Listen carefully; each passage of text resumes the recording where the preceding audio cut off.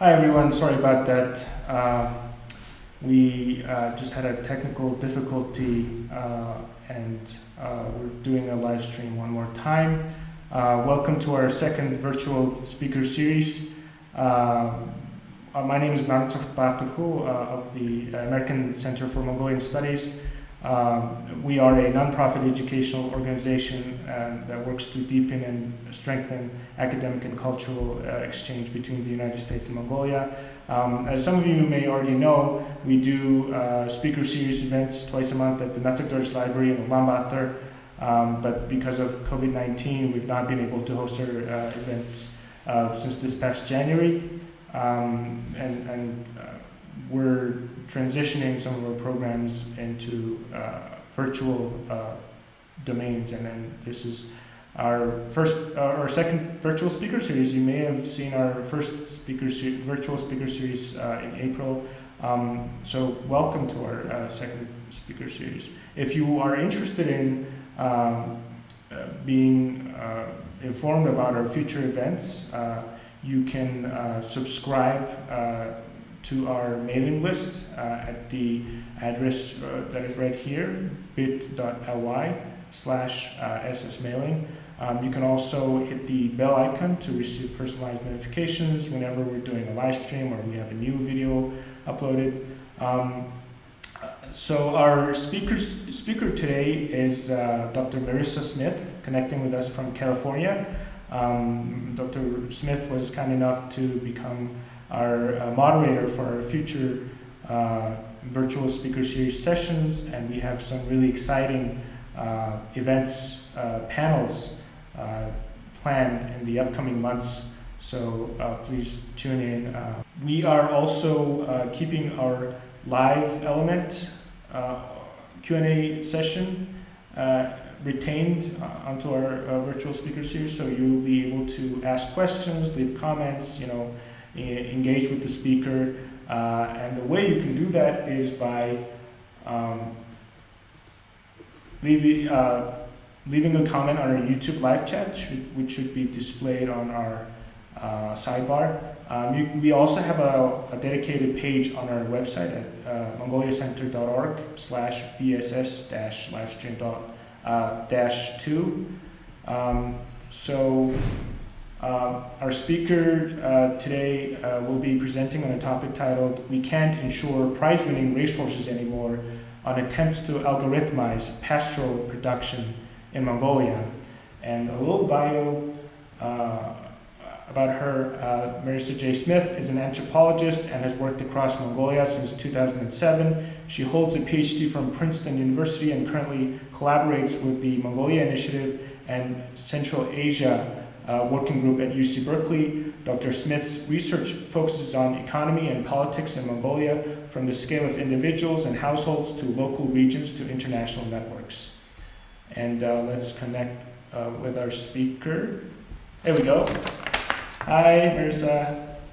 Welcome. Hi, Natso. Thank you for agreeing to speak today, and thank you for, we have some exciting sessions planned in the future. So how is it out there? How's the weather out there? Thank you for connecting from. It's been really hot today. It's in the evening now and cooling off, and I'm really happy because like an hour and a half ago I was like, I don't know if I can give this talk because it was like 95 degrees here Fahrenheit. So, but it's good now.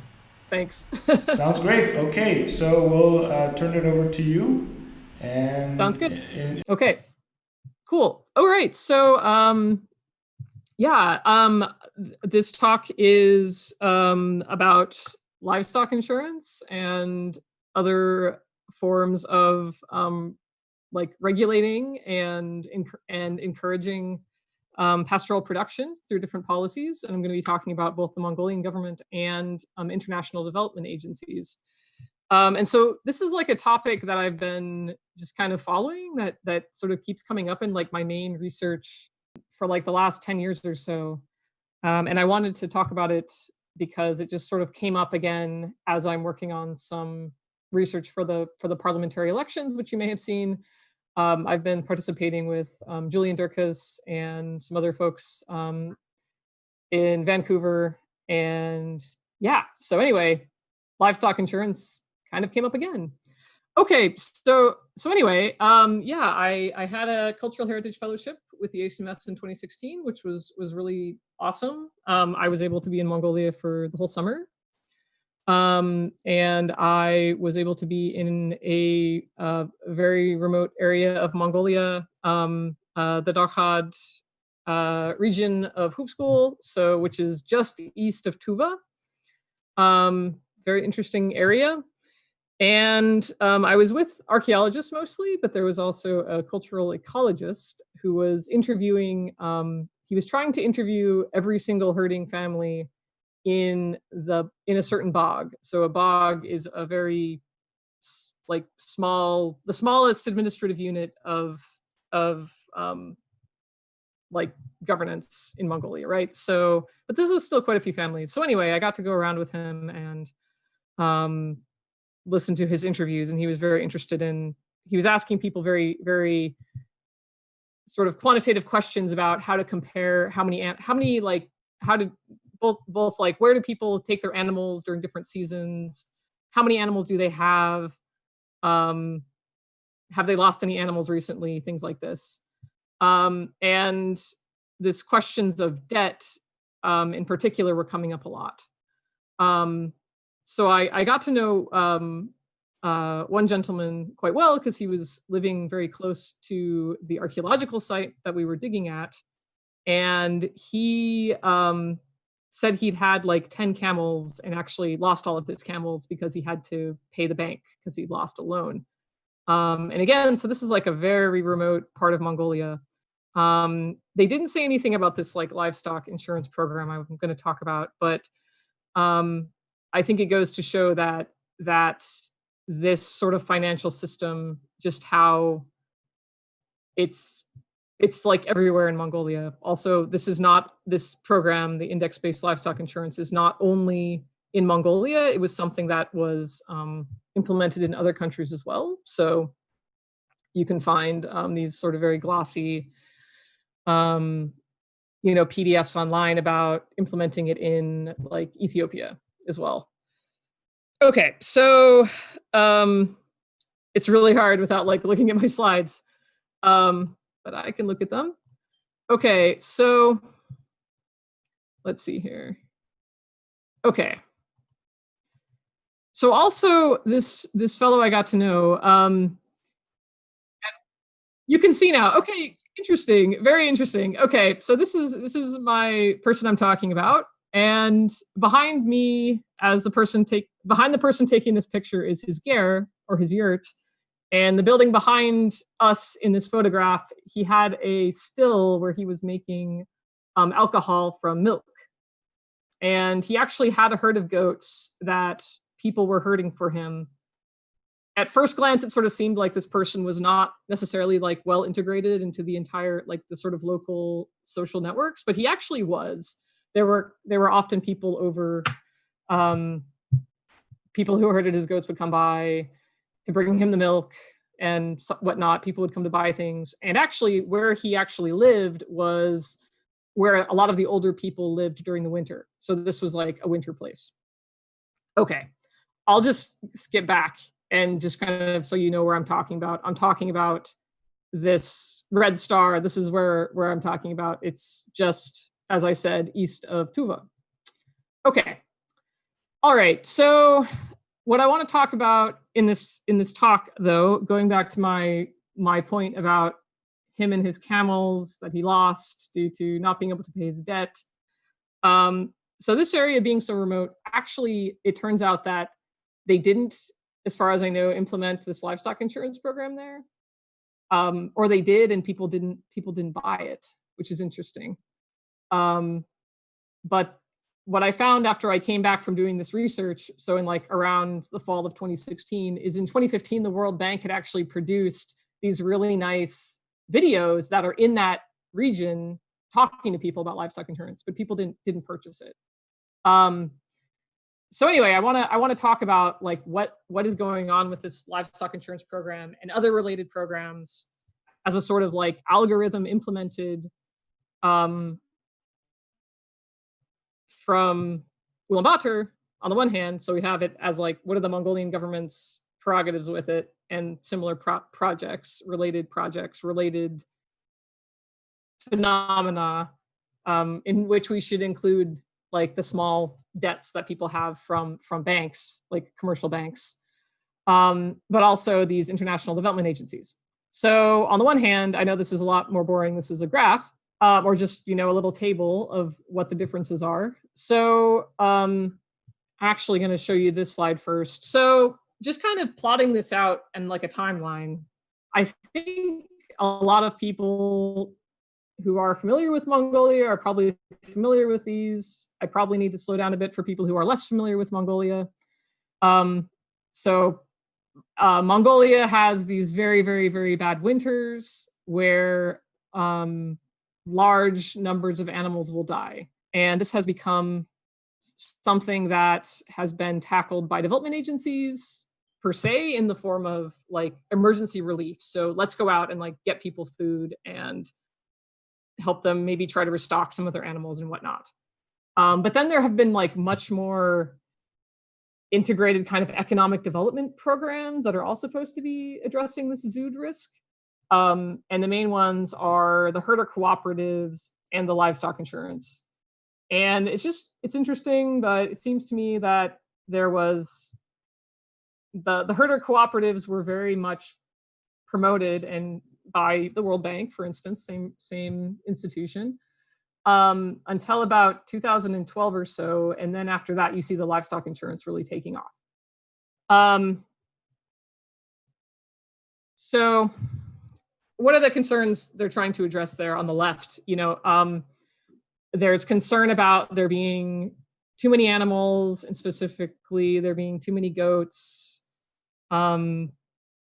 This was something also that these herders in this region of Mongolia addressed concerns about. Were people from other parts of Mongolia moving to their area and consuming all of the grass? But usually when you're talking to the international development, kind of, you're reading their stuff, it's more like, okay, there's too many goats. Anyway, and they're concerned about herders working together and kind of in their own little area. They're sort of taken out of the context of, okay, they're in a province and they're in a certain country. And it's just very much like, what are they going to be doing in their local area? The international development forces are also very interested in this question of land tenure. So as is fairly well known, Mongolia doesn't really have private land. For the most part, there has been a couple of land laws that have addressed more like the privatization of urban land. But there's not really land ownership for people doing livestock, basically. And I'll talk a bit more specifically about some of the ways that's been addressed, I guess, by the international development community, many of which they really think that there has to be some sort of private ownership of land. Whereas on the Mongolian side, that's not the sense. Also, the international development sort of position is like, okay, people are going to be herding like this they have been for a long time, and they're gonna be, and we're just trying to make this sustainable, right? So on the Mongolian government side, and this is something, reading all of these party platforms lately, I'm really seeing, like there's a lot of talk about we're going to increase the economy by processing meat and exporting meat and doing dairy projects that involve having pretty untraditional, uncustomary forms of pastoralism. Okay, so yeah, and again, right, also very important to point out, the Mongolian value system is really actually pretty consistently always promoting, let's have more animals, which really comes into conflict with trying to address pasture degradation. Okay, so we saw this. So there are a couple of other sorts of programs that need to be mentioned here. so trying to address the herding economy and basically make it more productive for everyone. There have been, these are some very specific US government, US development initiatives. So back in sort of 2008, people may remember there was this Millennium Road project. And in some versions that actually included having herders like settle down more permanently along this road. That kind of went away, but that was partly because the Millennium Challenge framework sort of timed out. But there's more recent programs by USAID. So this peri-urban herder project partly involved like setting up like dairy, more sort of Western style dairying projects, or having people herding very close to urban areas. And yeah, so it doesn't really look as traditional. And then most recently there was the small and medium enterprises. So this is a program that's technically from 2016, this website. But again, this is something that came up, that's coming up in a lot of election platforms. But this is kind of confusing because it's usually not talking about giving any sort of loans or any kind of this development directly to people who are currently herders today.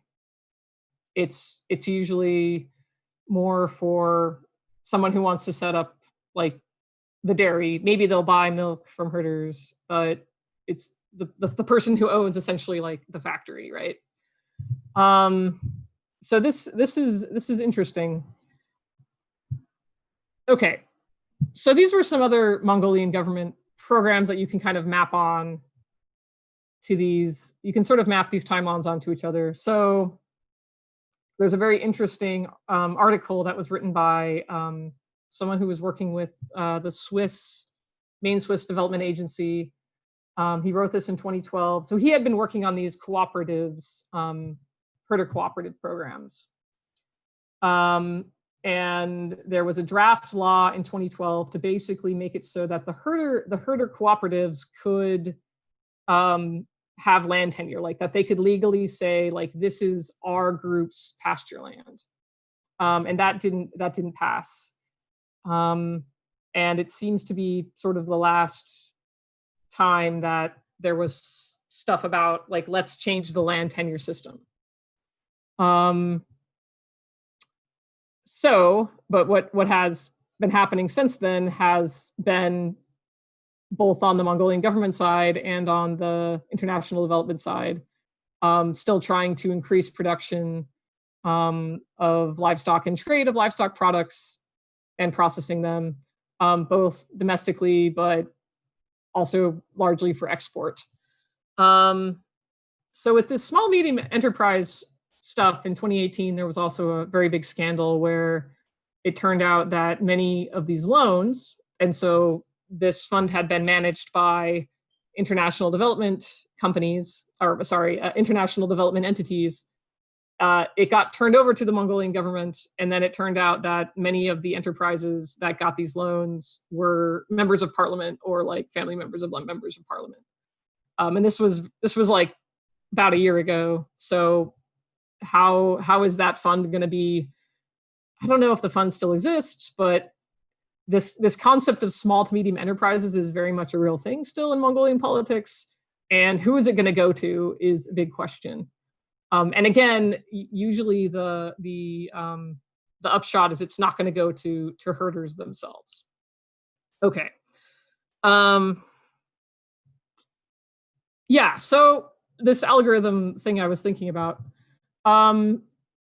Again, if we they're trying to do similar things. That's what I'm getting at here. But they actually have different goals, or they have different modes of doing it. They're similar goals, but different modes of doing it that I'm trying to sketch out here. So the international development programs we're trying to like really and this goes for the livestock insurance programs and how that was rolled out, and also the herder co-op program. I know less about the SME program, but that doesn't deal with herders, so it's not part of this comparison. So we have the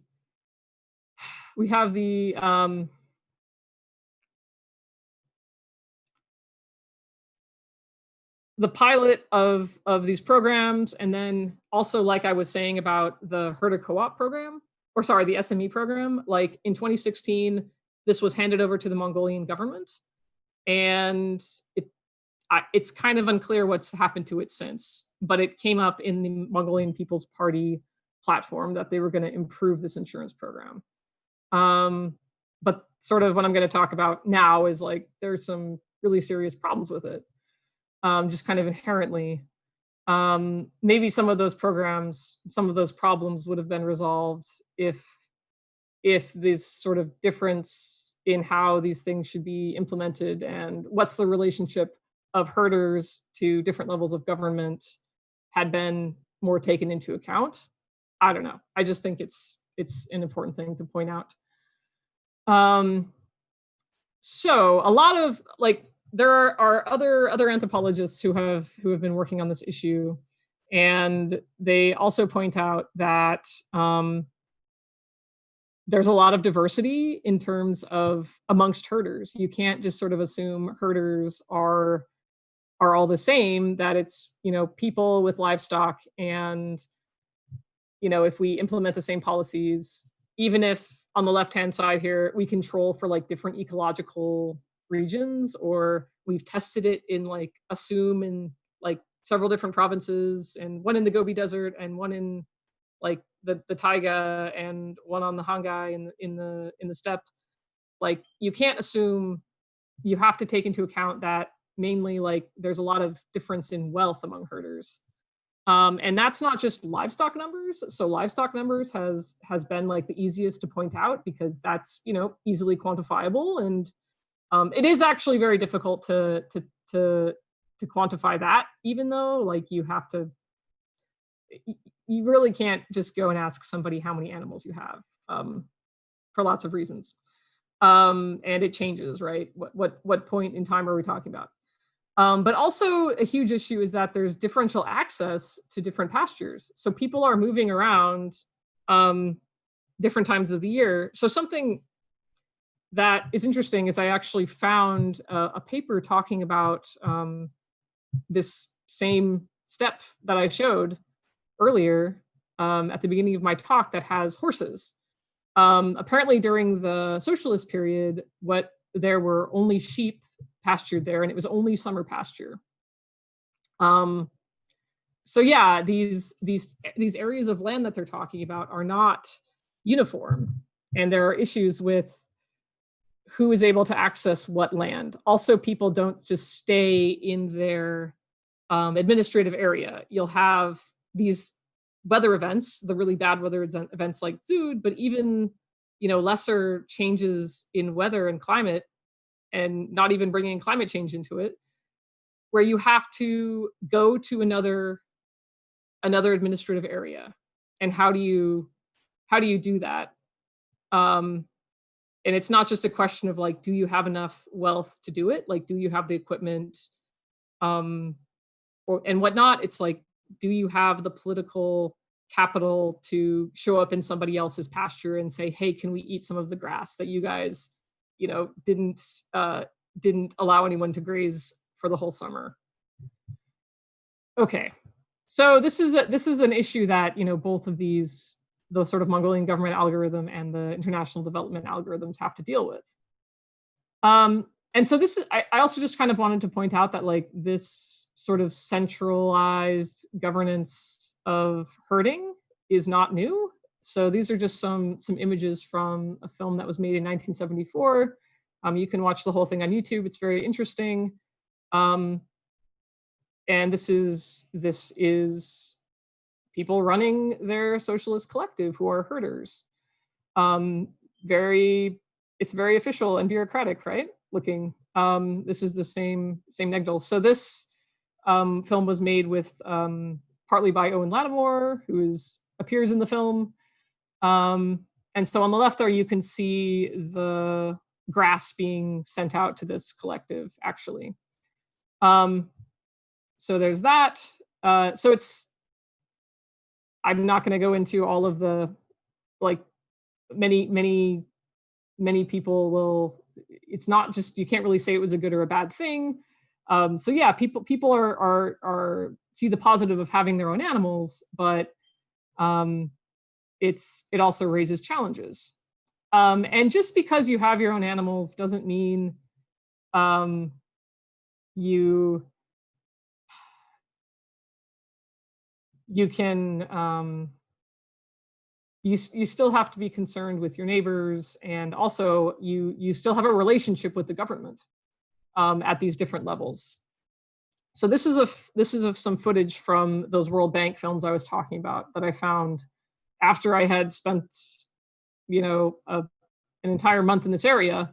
I was like, oh wait, I actually have met some of these people in these videos. It was really strange.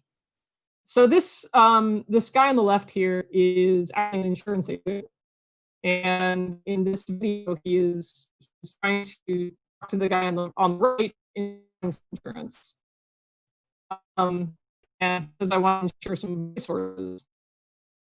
And the guy on the left says, well, we can't do that anymore. And then he explains that what this index-based livestock insurance does is, if it's based on the level of the SUM, which is basically county is sort of the easiest way to translate it, right? They take a percentage of the number of animals that die. If a certain, like, pretty large percentage of animals die, all the herders in that area get the same amount of money. So I sort of mentioned that, well, there's lots of reasons you could have more animals die, and one of them might be that you were in worse pasture, right? But also this issue of the racehorses. So how do you get more access to wealth, and how do you get access to a better pasture, and how do you make yourself show yourself to be an important person? Oh yeah, sorry. So I'll just mention this briefly too. So this is also part of the video where they talk to someone in the Capitol. So at this point, it was the World Bank, but it was also being administered by a private company in Mongolia. But some of you may recognize Bodhi Insurance is actually a large insurance company that is actually run by one of the current members of parliament who's also running for re-election. But anyway, he's saying, like, this is really great because we don't have to actually go to this remote area and try and verify people's claims. So this is partly what I was getting at with this, like, word algorithm is we see this, like, distancing. People are being, the governance is distancing itself from these people. And you may have seen that on my timeline, the thing that I started hearing about after the livestock insurance started disappearing from my sort of news feeds about development and herding in Mongolia was a lot of remote sensing stuff and a satellite system to sort of predict when bad weather was going to happen. So yeah, this algorithmization, this distancing. So where's people's agency? Where's people's ability to actually, become someone who has access to better pasture and whatnot? Okay, so I've already gone a little bit over time, but I don't really know what time I started because we had some technical difficulties. So this is, again, kind of just speaking to that point about horses and being an important person and all of that stuff. So this is a campaign event that happened a couple of days ago in this region, in the Darhad of Huvsgol in northern Mongolia. And I went to a Nodam here. And so for people who, a lot of the audience, you probably know what a Nodam is, but for those who don't, it's a horse racing festival in the summer. And I attended that at the same place. And it's where, yeah, if you're important, you are involved in certain events, including racehorses. So these are, again, some of those 3 famous white horses that are associated with this region. And they brought them up to the candidate. In this case, actually, one of the candidates is a woman, so that's also cool. And she's doing this, anointing the horse and sort of exchanging fortune with the horse. So again, like, having that kind of interaction with livestock, and particular livestock, is really important to a person's agency. And that is what I have concerns about with the sort of what I'm calling the algorithmization of pastoral production. And yeah, I will just stop it there. And I hope people have questions.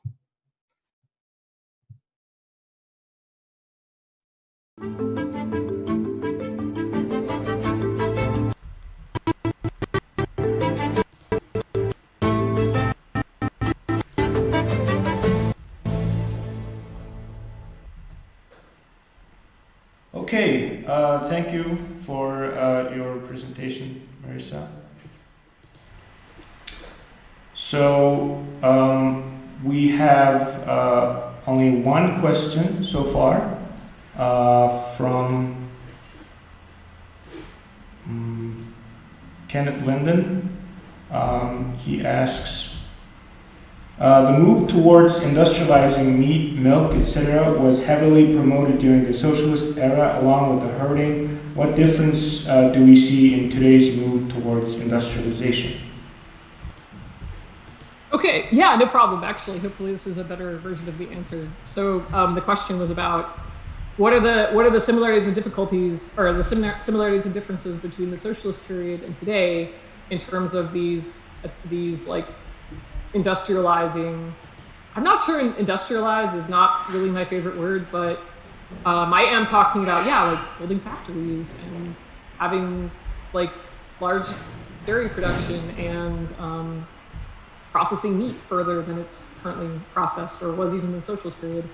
And yeah, there are a lot of, what I'm really talking about though is like vertical integration, where the production of the herders is integrated with the processing of the animal products, much more so than it has been. So I think I actually want to highlight the similarities with the socialist period. And I was just saying that there's an oral history I came across recently by Locus, who was purged during the 1960s and 1970s and later rehabilitated.